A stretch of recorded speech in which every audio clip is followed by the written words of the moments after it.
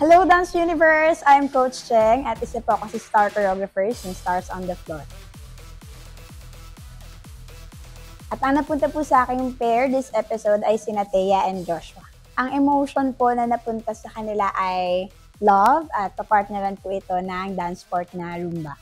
Actually, dalawa po yung naging concept namin na pinag-isipan po namin ni Coach Lou. Yung una po namin is wedding, but para po magkaroon siya ng personal touch with their families, isip po kami ng isa pa pong plan. So, ito po yung naging final namin, yung long distance relationship po nila para maging connected po siya sa families nila abroad. Ang mga challenges po na nakita ko while nagre-rehearse po sila from day one is yung lifting po na tinuro ni Coach Louie na magiging pinaka-highlight po nila. Siguro po, para kaila Thea, bago po yun kasi tatlong sunod-sunod po siya na combination ng lifting.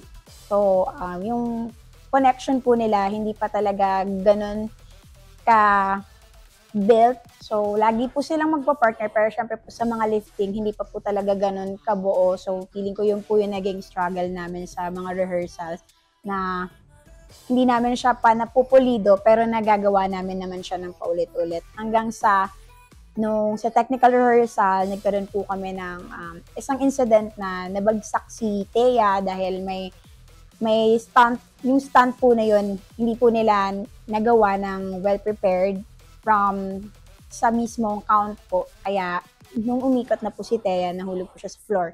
Pero after that po, dun siguro yung naging parang wake up na nila na point na kailangan nilang i-observe maigi kung ano talaga yung dapat na gawin para hindi na maulit yung mga ganong case na magkakaroon ng mahuhulog or may mabibitawan yung kamay.